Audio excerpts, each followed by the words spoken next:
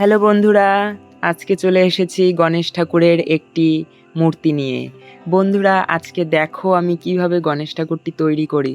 আমি মাঝে দুদিন ভিডিও দিতে পারিনি, তার জন্য আমি খুবই দুঃখিত। আমার একটু কাজের প্রেশার ছিল বেশি, ওর জন্য আমি ভিডিও আনতে পারিনি। আমি এই গণেশটি তৈরি করেছি, ভাবছি গণেশটি কালার করে ডেকোরেশন করব। তোমরা যদি কমেন্ট করে বলো যে গণেশটি কালার করতে, তাহলে আমি করে ফেলবো। চটপট কমেন্ট করে ফেলো, ঠিক আছে? আর ভিডিওতে একটি লাইক করে দিও, আর তোমাদের মতামত তো জানাবেই। আর যারা আমার ভিডিও নতুন দেখছো, যারা আমার চ্যানেলে নতুন, তারা আমার চ্যানেলটি সাবস্ক্রাইব করে দিও আর আমার পাশে থেকো আমার বন্ধু হয়ে। তাহলে বন্ধুরা দেখো আমি কিভাবে প্রসেস বাই প্রসেস গণেশ ঠাকুরটি তৈরি করছি। আমার কথার থেকেও না আমার হাতের দিকে তোমরা লক্ষ্য রাখবে, তাহলে বুঝতে সুবিধা হবে। অনেক সময় তাড়াতাড়ি একটা জিনিস তোমাদের সামনে আমি তুলে ধরছি, কিন্তু সেই জিনিসটা তৈরি করতে অনেকটা সময় লাগে। এর জন্য তোমরা যদি কোনো ক্লিপ যদি মিস করে যাও, সেটিকে পজ করে তোমরা সেই ভিডিও ক্লিপটি দেখে নিও, তাহলে তোমাদের একটি জিনিস তৈরি করতে খুবই সুবিধা হবে। তোমাদের জন্যই তো আমার করা, না?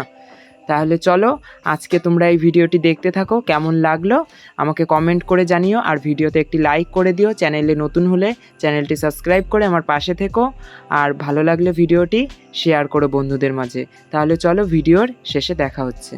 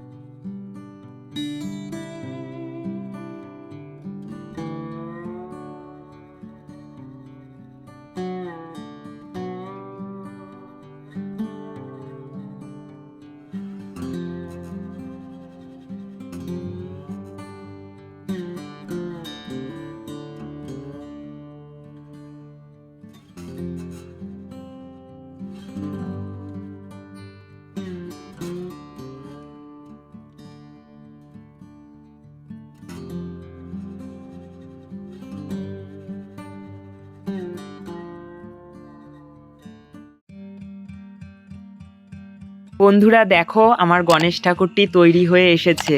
তাহলে তোমরা যারা যারা সম্পূর্ণ ভিডিওটি দেখলে তাদের জন্য আমার অসংখ্য ধন্যবাদ। Thanks for watching.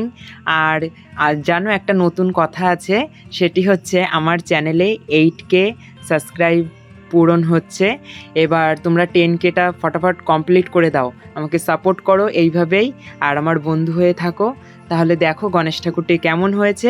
Like, comment, subscribe.